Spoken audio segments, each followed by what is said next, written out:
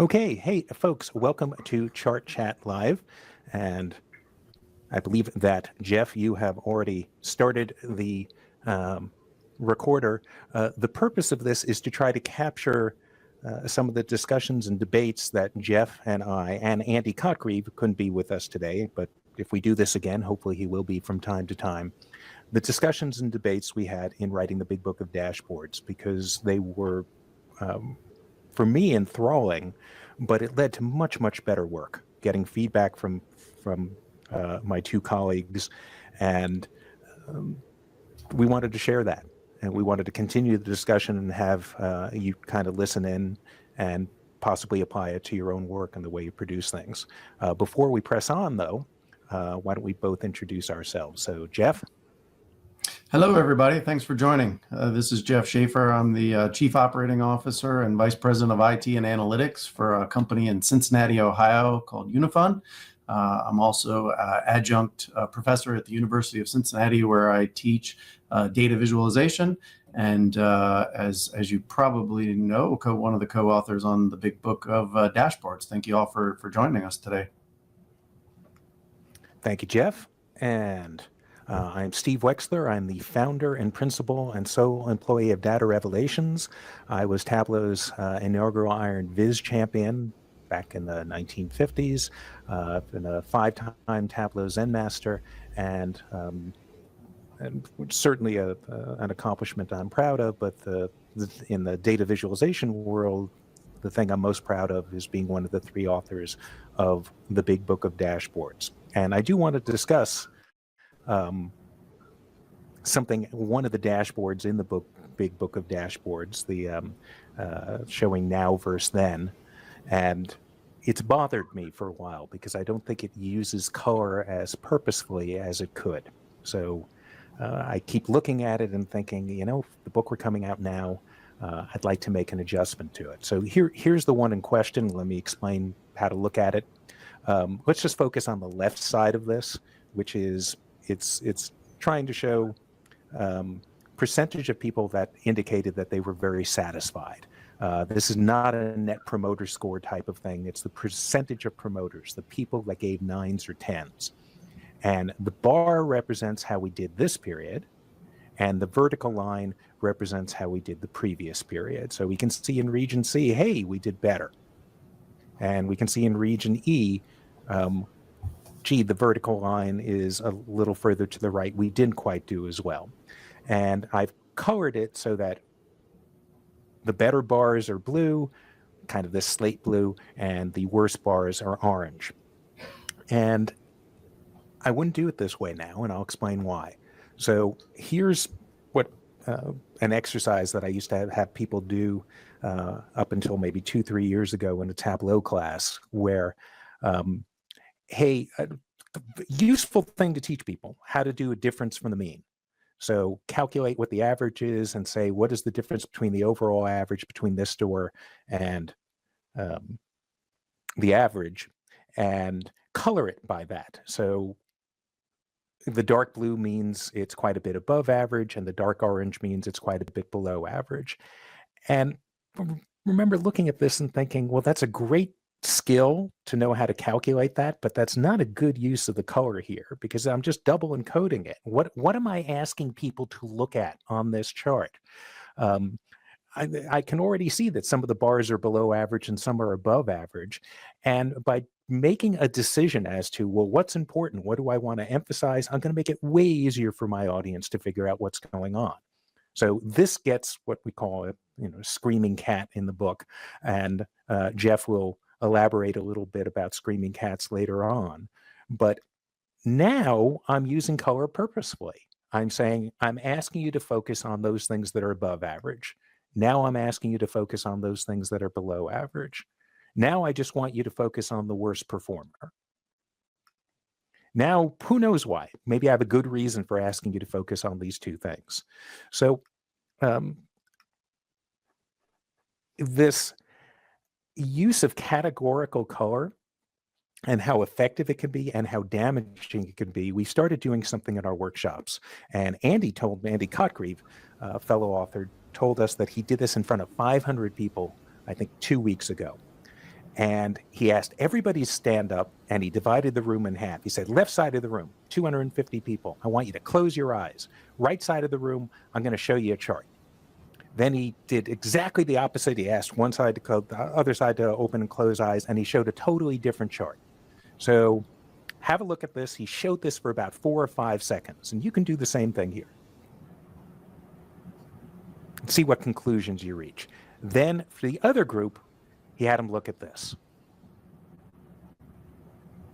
And he then asked, what conclusions did you reach? And someone would say, hey, I noticed that weekends were fewer sales than other days of the week. And the people with the separate color for each day of the week, they said, hey, a handful of them saw that Thursday seemed to be larger, or Tuesday. They weren't sure what they should be looking at.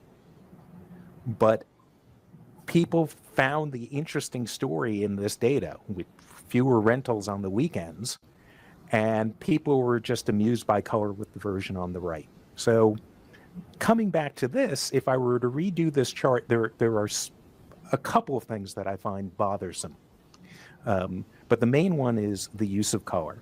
I think I either want to emphasize which places are doing better and which places are doing worse. I'm already using the red dot for something else, meaning the change between the periods was statistically significant, and that was a requirement that the client had.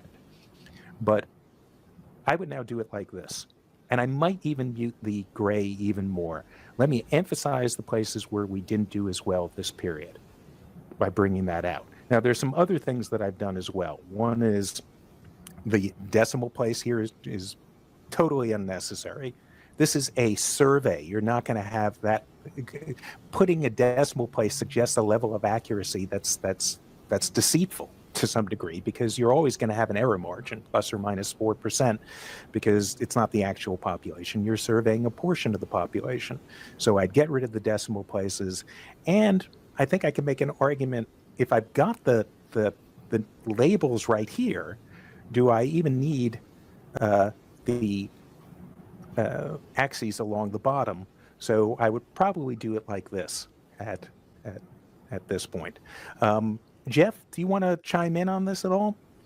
Yeah, a couple of things. I guess I completely agree with the decimal places. I don't think there's a need for 1 or 2 decimal places with the data like this. I like how you aligned it to the left on the axis to create a little data table. The color didn't really bother me. The blue to me had gray in it. It's not a bright, vibrant blue that's drawing my attention. So maybe, certainly your redo, de-emphasizes that a little bit, but that didn't bother me. I agree with you in most cases with the labels. There really is no reason for an x-axis when you have direct labels in your bars. Now, other people, Stephen Few would disagree with you on that. He likes to put that redundant labeling on the x-axis because he feels it helps identify the lengths of the bar.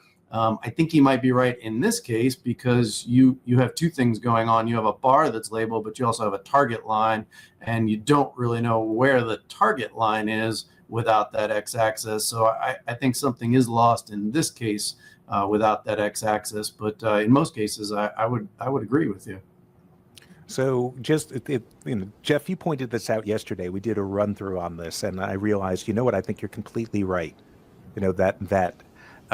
I need the x-axis to help me understand where the vertical bars are, where the previous quarter is, and so the version of this that is available for download. I think a lot of people don't realize there is a website that accompanies the book, bigbookofdashboards.com, and we've got 13 of the dashboards in downloadable format. 13 in Tableau format, and one you did as an Excel. This is available. It's available with these colors, but it does have the axes along the bottom. You convinced me that it really is warranted to have that in this case. Rob asked a question. He says, do you need to sort by something meaningful? And when I look at it, I guess you're sorting top down within east and west, right? Is that's your sort? That is correct. That is the correct sorting it that way. that it's going from highest to lowest within each region. By the way, I don't want to get bogged down with this. This dashboard was the catalyst for the whole book. It replaced something which was just a balanced scorecard looking type of thing. It was a traffic light colors of just reds, yellows, and greens, and had a client and suggested, there's possibly a better way to do this. So with that in mind, Jeff, I know you also wanted to point out about purposeful use of color, and I think you wanted to bring up something that was in another dashboard that we had. Yeah, I was just given an example here of another way to de-emphasize the bars. This comes from our web analytics dashboard, and I had a histogram in there. And with that histogram, if I colored the histogram, it was really drawing a lot of attention to that area of the dashboard right at the top. And so I muted it down just by using an outline of the histogram.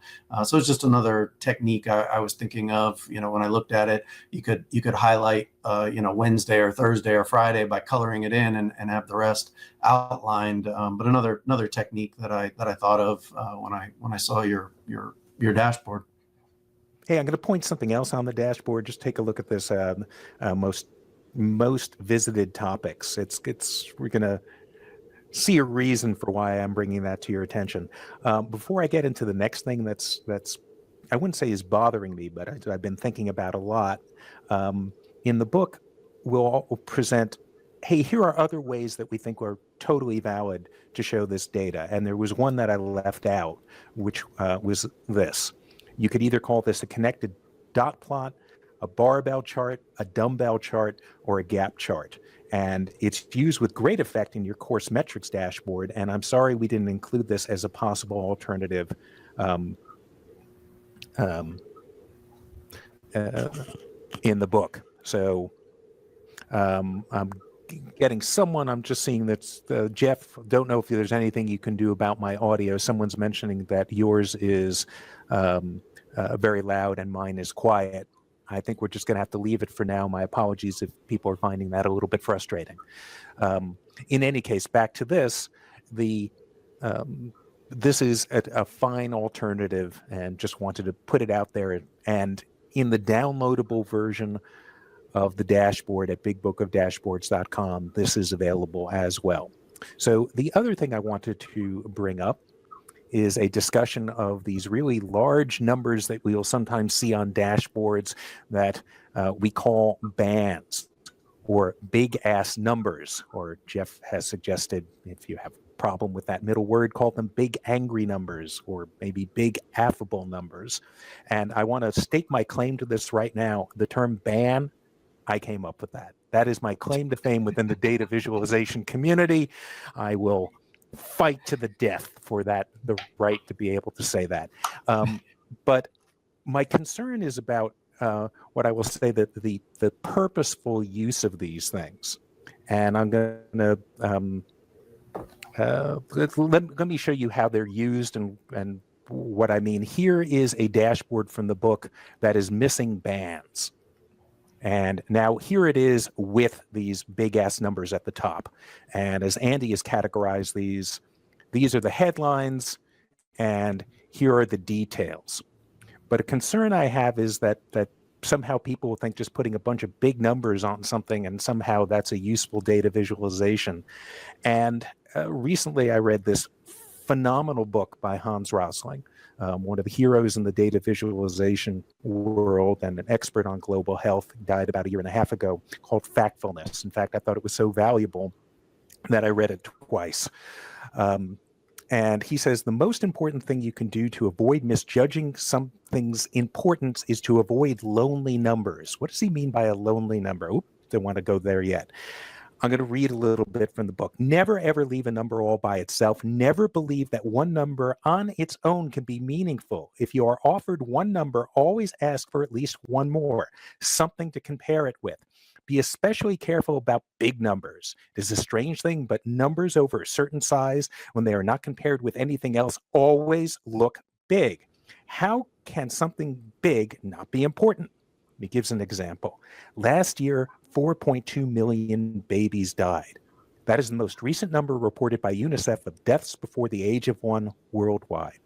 We often see lonely and emotionally charged numbers like this in the news or in materials of activist groups or organizations. They produce a reaction. Who can even imagine 4.2 million babies dead? It is so terrible, and even worse when we know that almost all died from easily preventable diseases. And how can anyone argue that 4.2 million is anything other than a huge number? You might think that nobody would even try to argue that, but you would be wrong. That is exactly why I mentioned this number, because it is not huge. It is beautifully small. Now, it's thinking, wait, what? How can you possibly say something like that? But he goes on very eloquently to say, it's a horrible number, but it's better than last year. And it's way better than 5 years ago, and mind-boggling better than 50 years ago. And he'll talk not just about the number, but also the percentage, so that there's been incredible improvement. So I absolutely encourage you to read the book. So what he's kind of getting at, and I've got to bring this back in, I'm talking about such a sobering subject, and now I'm going to move from something like that to something far more trivial. But see a dashboard that has something like this on it: 15 countries, 114 million in sales, 9,045 units sold. And you think, wow, 114 million in sales. Well, if that's car sales, you're doing terribly. If it's skateboard sales, you're doing great, without some method of comparison, seeing, well, where are we versus everybody else? So that's the fear that I had about advocating that people use bands. Now, getting back to this dashboard, they're really used effectively because they're kind of the summary of everything that's happening underneath, and you have everything underneath that explains the stuff at the top. It isn't just lonely numbers. And also it's used very effectively because I can now understand how to decipher the rest of the chart. Oh, blue means fees. Green means potential. If we had our act together, we could be making this much more in fees. So it's a very effective use of this. And same with Jeff's use of this stuff. He doesn't just say that he's taught, almost 1,100 students in 5 years. He's seen the context of it and how many, and that it's going up and where it is within the realm. So excellent use of that. Now, this dashboard has been bothering me for a while. So this is kind of the stuff that keeps me up at night, the stuff that I've created and put out there and think, hey, it's not as good as it could be. And so after reading the big book of dashboards, I realized this dashboard would be much better if it had some bands in it. And I think 2 weeks ago, someone sent me something on LinkedIn saying, hey, I bought the big book of dashboards and I was a little disappointed because I thought you would have instructions on how to actually make this dashboard. Now, realize the book is not a Tableau book. It's a tool agnostic book, but this dashboard is in fact available at bigbookofdashboards.com. And I did have a web chat with the gentleman and explain how the thing worked. You can download it, but it was bothering me that there were not bands there. So there are, in fact, now bands. So here's the before version. Here's the after version. This is trying to show subscriber churn, how many customers we had come in, how many customers we lost, what the net was, etc. And Adam McCann, fellow Tableau Zen master, does some great work. He wrote a wonderful blog post called 20 Ways to Display KPIs, where he has 20 different ways of showing bands. And I kind of like this one, where it's kind of like a sparkline thing going on. And so I feel, okay, we now have up at bigbookofdashboards.com this version. I don't have this happening with the cool little chart in the background, but everything is working. So if I click stuff, everything adjusts automatically. So this is working. I've got the bands, and they're not just hand chiseled; they actually work. So this allows me to sleep better at night, Jeff. And so you can download this dashboard and the others from Big Book of Dashboards.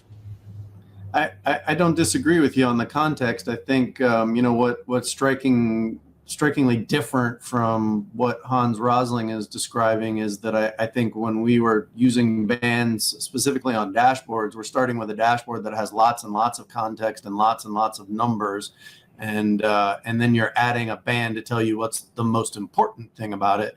I think we always have to be careful of just showing a number out of context, but the idea on a dashboard is that you already have the context there and you're emphasizing something from the context. So I think that's probably the biggest difference I see there. But, in your example here, you're exactly right. Is 114 million in sales more or less than it was last month?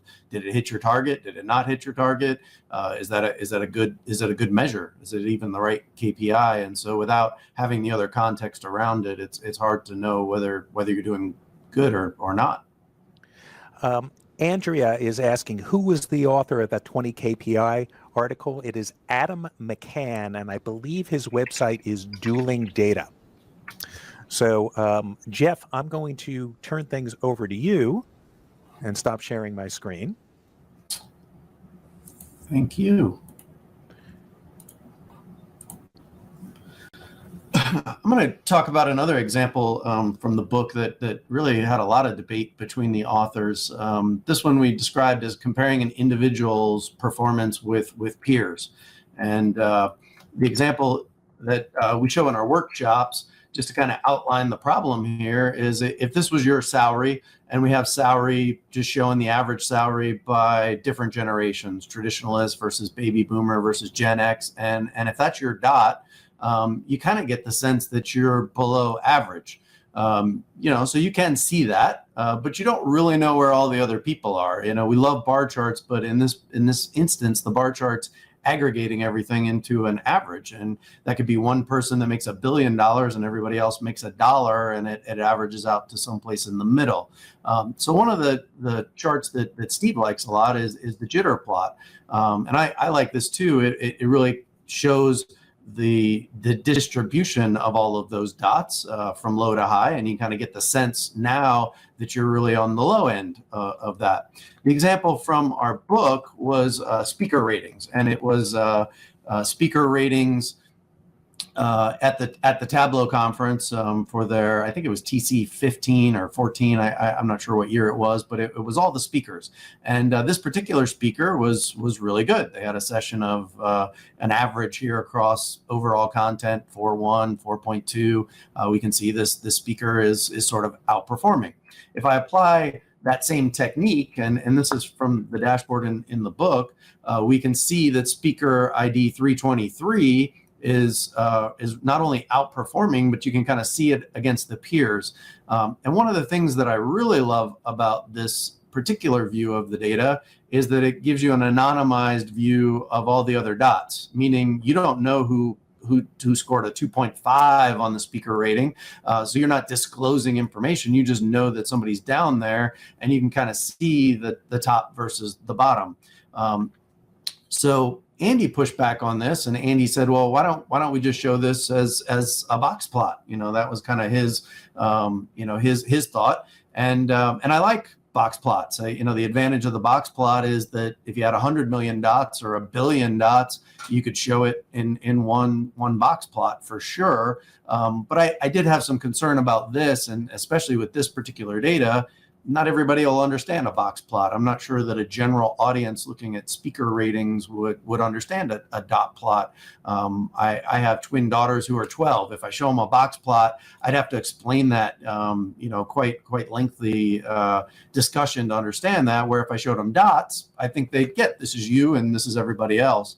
Now, one thought I had, a variation on this plot, was to put it in a histogram. I call it a unit histogram.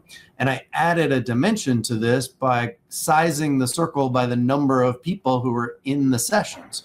So there was somebody who rated on the content. They got a 5.0 on content, but there weren't a lot of people in that session, where this particular person, 323, did very, very well and had a very large session, one of the largest sessions that was at the Tableau conference. And so I think it adds another level here. Now, certainly it'd be problematic if you had 10,000 dots to try to show this particular view, or imagine 100 million dots. You wouldn't necessarily be able to do that.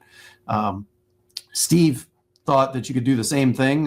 Steve, I don't know if you want to talk about this particular view. Well, so Oh, I seem to be coming through your speaker. There we go. This is in there as a toggle. My problem with it is I find it very distracting. The size of the dots are the number of people that are responding, and it looks like champagne bubbles. I'm still a big fan of the jitter plot. I don't want to derail you on this, but I think I've recently written as much as I like it, and really the key thing with it is here's you versus other people. Here's where you can gauge your performance, your store's performance, your company's performance versus other companies, whatever it is. It's a very potent way to visualize versus just comparing with an aggregate. I'm really like the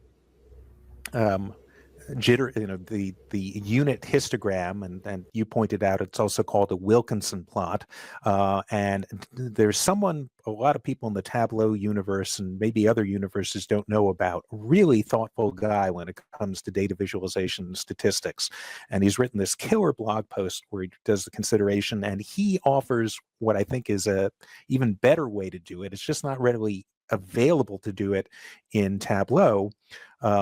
Called a kernel density estimator chart or a stingray plot. Now, that said, I'm seeing a bunch of people coming up with really cool extensions to Tableau, and I think Chris DiMartini has hinted that he has a violin plot in the works. The jitter plot, by the way that came about, and Jeff, I don't know if I ever told you this, was a jam session that I was having with Joe Mako, the original Zen in the Tableau universe, and an attempt to make a violin plot. And then he pointed out, you could do this, and I just fell in love with the jittering. So yeah, jittering's been around for a long time, and in tools like R, you just type jitter equals 3 and you get jitter. I wish Tableau made it that easy in many of our charts, but yeah. So in any case, that kernel density estimator plot, KDE plot, maybe, I don't want to be putting pressure on Chris DiMartini and others who are making extensions, but maybe there will be a way to do it. Jeff, okay. Let me take over and share my, thank you.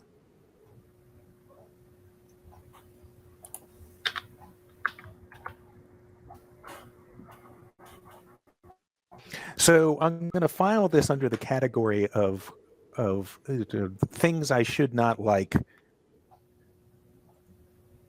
but do.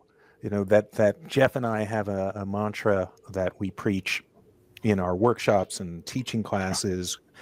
Who is your audience? What is the message? And for the largest number of people, provide the greatest degree of understanding with the least amount of effort. And I tend to like clean, simple bar charts, but I saw something that Jeff had published a couple of weeks ago, and I loved it. And it's name dropping, and it's people mentions in a fall semester data visualization class created by Jeff Shaffer from Data Plus Science. Now, I'm looking at this and I'm imagining Jeff critiquing it in a business context, and he'd probably say, "Gee, having that vertical text is hard to read, and the use of categorical color here, you've got, I don't know how many things, but a separate color for each one."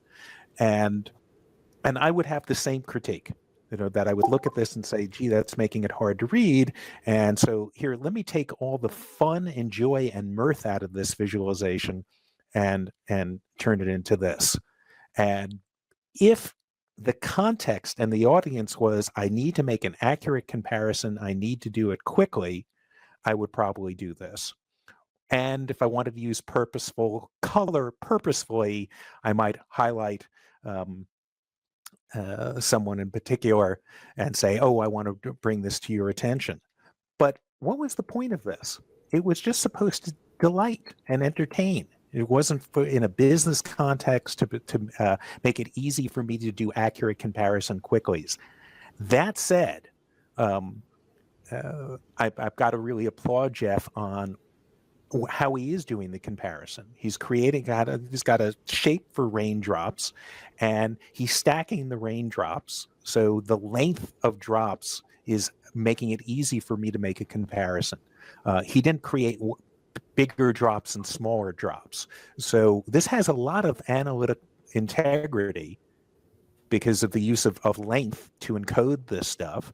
And he made something that was playful and fun. And we talk about personalized dashboards and inserting people in it as a way of engaging them. Yeah, it interests me because I can see I'm in his dashboard.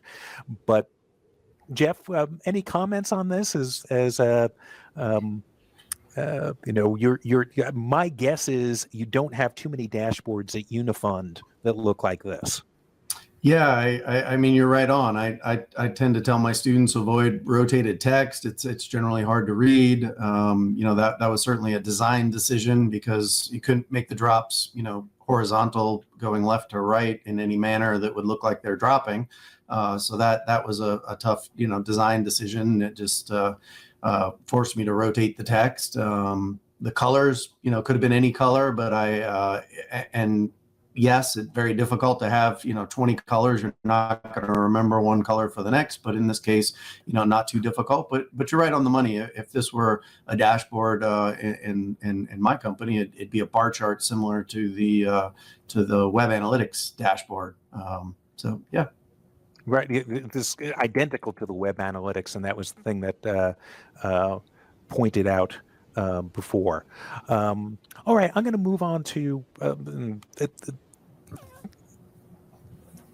things that delighted us.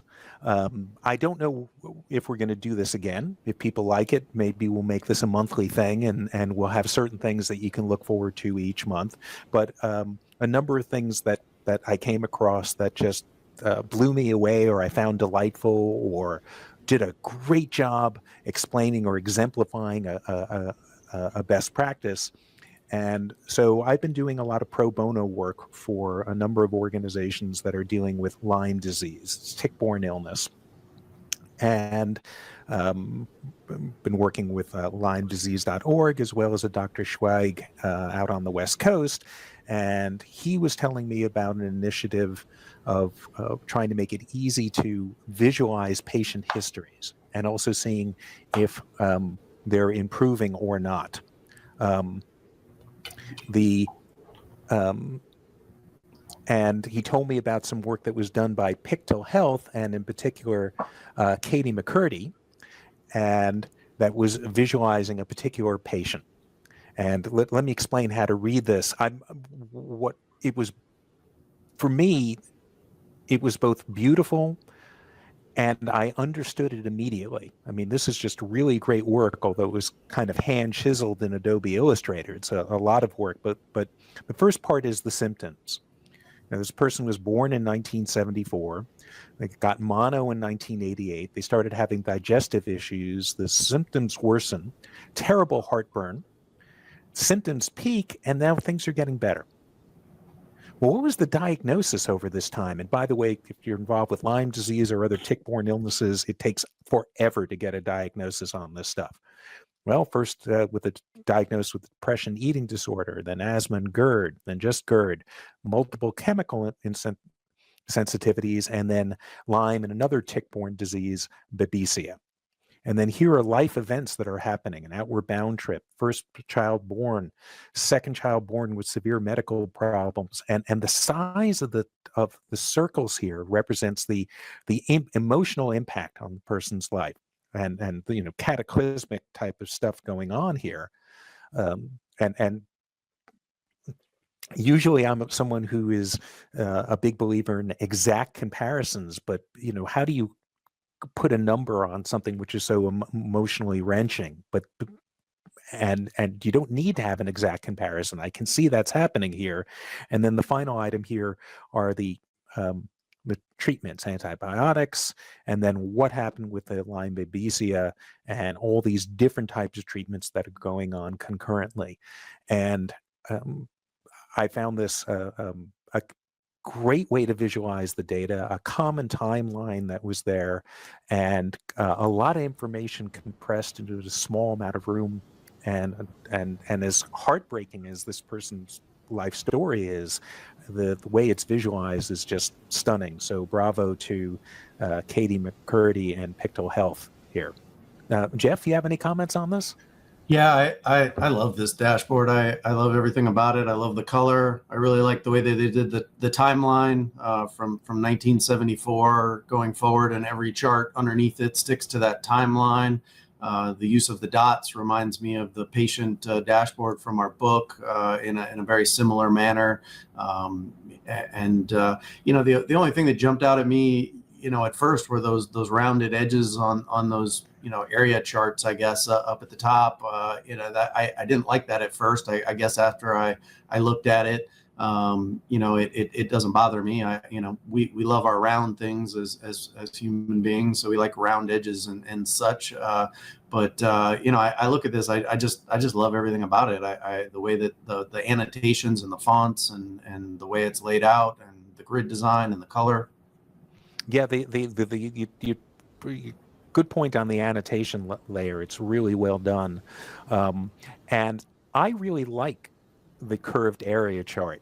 And so, Jeff, I don't know if you go through the same process I do when you look at a chart. And anyone that's in this live stream is, you're past the point of no return. You can't just look at a chart and take it in. You think, hey, what is this trying to tell me? Is this the best way to convey the data? Yeah, this looks like it's the best way to convey the data. And then I have could I make something like this? In particular, could I make this in Tableau? So I'm looking at it and thinking, yes, I could make it in Tableau, but I liked the curved edges. That whatever I would find it. It's not giving me any more information. The curve.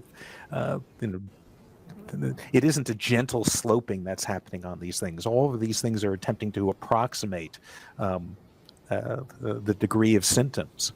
So I'd be thinking, yeah, the only thing that would be hard to do is how am I going to get those the curved area charts in it.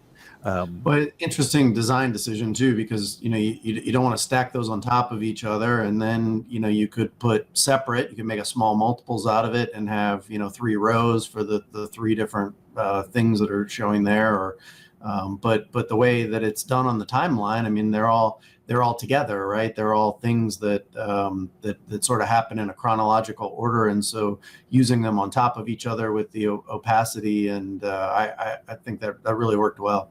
Yeah, and this is something where if you look at poor analytic ability, great analytic ability, poor design work, great design work. Think of a grid. This is definitely upper right corner. I can't do this type of design work. I'd like to think that I can do the analytic integrity, and now that I'm seeing this, I would be, hey, how could we possibly automate it and do some of this stuff in Tableau, and I think she just nailed having the not stacking the stuff on the area chart. Speaking of stacking things on an area chart, blog post from Justin Sandifer, and this is a couple months ago, and I just loved. I don't know if I discovered this or Jeff, you brought it to my attention as you're so good, but I have a big problem with the misuse or missed opportunity with stacked bar charts and area charts. So let me show you this original version produced by the World Bank, and it is saying the number of extremely poor people continues to rise in sub-Saharan Africa while falling rapidly in all other regions.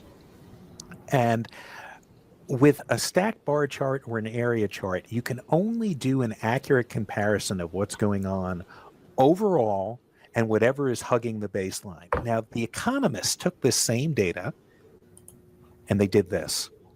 And so the whole story of hey, sub-Saharan is not only is it not decreasing, it's actually increasing, pops out to a much greater degree, and great use of understanding how a stacked bar chart works, and that I can do an accurate comparison of overall versus the thing along the baseline. So I thought this was really stellar work. I try to teach this in the workshops. I have a whole blog post on the taking the screaming cat out of stack bars and area charts, and just love that somebody found this and showed, hey, the order of the stack bars makes a big difference. So, Jeff, your thoughts? It's amazing how distinctive the Economist style guide is, isn't it? Anytime you ever see an Economist chart, they just have such a distinctive style guide. You did, absolutely. And at some point, I want to have a whole discussion with you about what they do and why they do it. When they have a primary measure and a secondary measure, how do they show it? Why do they often put the axes on the right side, and very often the axes at the top and not at the bottom? But we are going to have to save that for another time. So here are things that delighted. I'm going to pass control over to Jeff, and we can discuss maybe a little bit more about things that are kind of the opposite.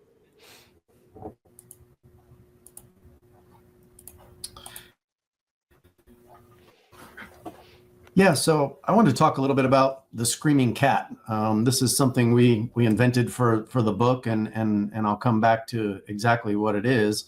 But I want to kind of go through some history, maybe show some things that I've seen, and kind of bring this all together in the concept of the screaming cat. So first, I want to jump back to a blog post. A good friend of mine, Jonathan, and I competed against each other in the Iron Viz many years ago. Great guy. He did this amazing blog post on how to build a radar chart in Tableau, and some amazing math that he figured out, some trigonometry and these fun little tricks to build a radar chart in Tableau. And so this is 3 years ago that he posted this. And right away, Tableau, this was featured on Tableau's blog, and Noah came out and said, shame on Tableau for promoting a laborious method to generate a graph that makes understanding more difficult. Bars are better for comparisons, radars are okay for cyclical data, but terrible for comparisons, and Tableau knows better. And the thing is, I really agree with Noah. He's right. Bars are probably a better case for this particular blog post. It may really come down in Jonathan's original blog post. He said, here's how to build the radar. In the guest post, Tableau changed the title, I think, to use radar charts to compare dimensions over several metrics. So maybe it was the data and the title that grabbed Noah's attention. This goes on. Jonathan says you're right, but I did not tell you it was good practice. I just give a trick of trigonometry. And Noah says that's a very cool trick. I love that part. It's sad that Tableau pitched as a good comparison. Fast forward to 2008. This happened just recently. Tone, I'm not sure I'm pronouncing his name correctly, but he had this blog post on how to do what he called a dual metric donut chart. And Rodrigo, who is popular in the Tableau community, he right away saw this blog post and tagged me, and he said, "Can we get a screaming cat for this one?" And so that created a whole bunch of dialogue on Twitter, very similar to Jonathan a few years ago. And Kate and Vince, jumped in support and said, "Why would react like that?" The author of the blog post responds and says, "What on earth is a screaming cat?" And he had obviously not familiar with what that is, and so that didn't even make sense. So let me talk about the screaming cat for a second, and I'll come back to this. The screaming cat is something we came up with for the book.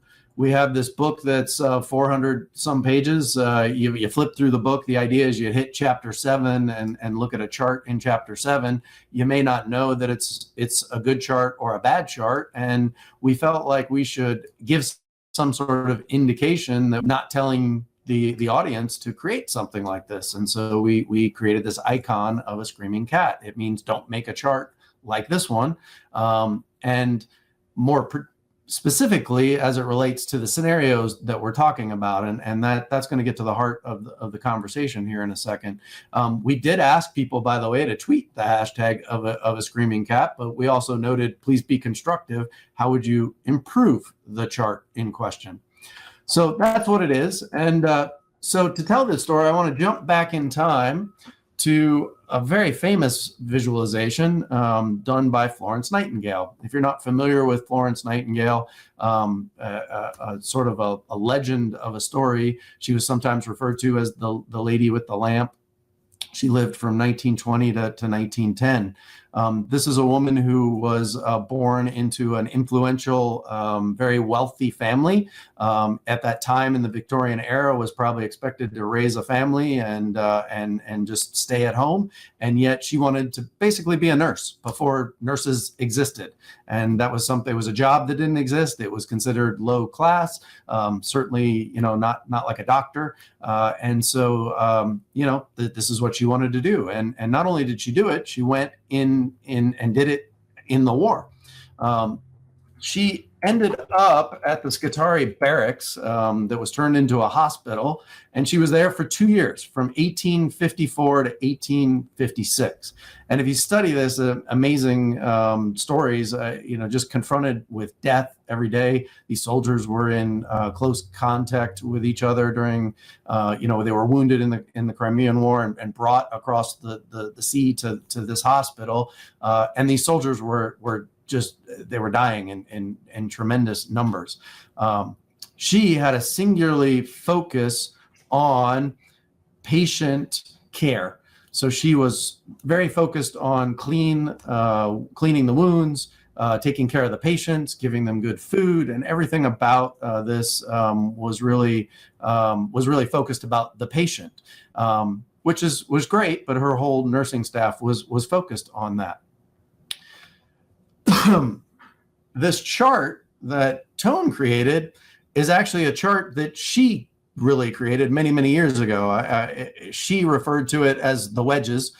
It became famous as the coxcomb chart because it was in the coxcomb papers. A lot of other people refer to it as the polar area diagram, and her original coxcomb is often referred to as the rose chart. So it's really nothing new here. I guess the only difference in this dual metric donut is that it has this sort of empty circle in the middle of it. This is her diagram. And what's fascinating about this whole story is that here she is doing all of this work in the hospital, and the work that she's doing is really having no impact whatsoever. The soldiers are dying in tremendous numbers. She's basically giving them a more peaceful death, a more palliative care. Palliative care is basically, and so she wasn't saving any lives by doing what she was doing, but she thought she was. She really thought that she was. She came back to England, and working with some statisticians, really dove into the numbers. And this is what I really applaud about this story, because we've all been in this instance. She went back and looked at the numbers after the war was over and discovered nothing that she was doing mattered. That the lives were actually saved by other things that were implemented into the hospital. And it was more about the hospital sanitation than it was about the care that she was providing. And so there's a lot about this. There's a great paper that's available for free online called Speaking of Graphics, and it really talks about this story. And it talks specifically about her use of these polar diagrams. So what she showed here in this cyclical form is January to December in the year of 1854 to 1855, jumping to the following year. And the pink or red color there is the people that died from war. The black is people that died from other things. But the blue are basically infections, people dying from all of these diseases and infections and all of these things that they basically didn't have to die from. So this is interesting because she built this polar area diagram.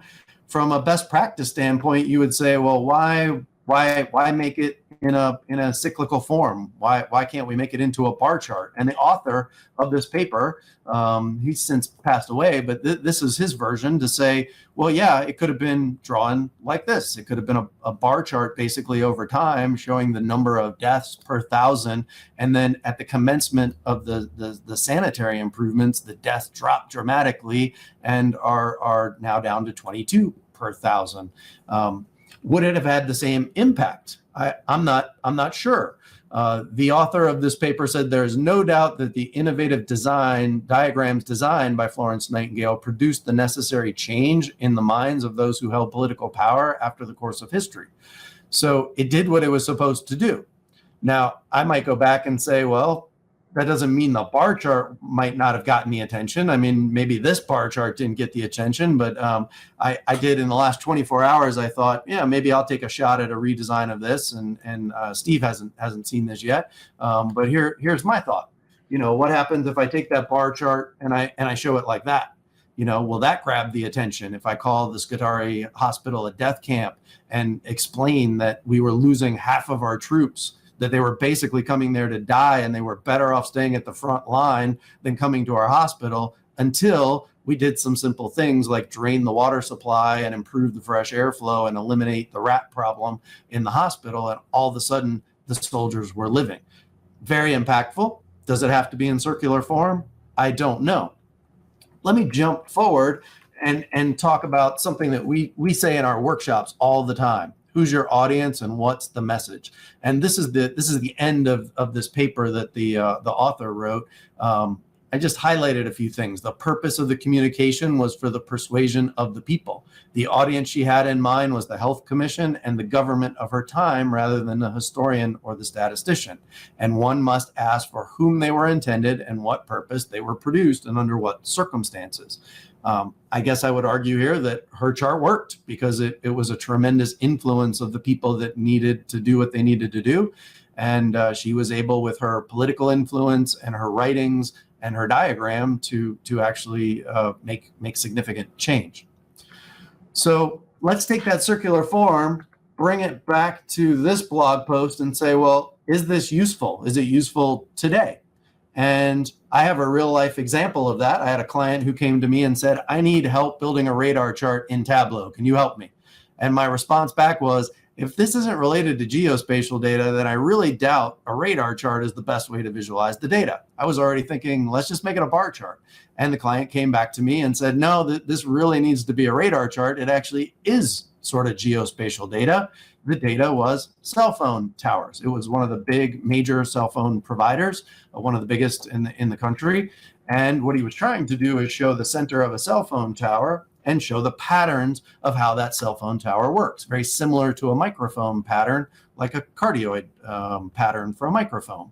And so I said, well, now I get it. Yeah, you probably do need a radar chart. You probably do want to build that. I went to the internet myself. This is back in a blog post from 2013 that Dave Hart did from Interworks. And even in the front of his blog post, he writes, you can argue amongst yourselves as to whether this is good and meaningful visualization, but it's a pretty little thing to look at with some nice tricks. Read it for its educational value, not as an integral part of your next client's dashboard.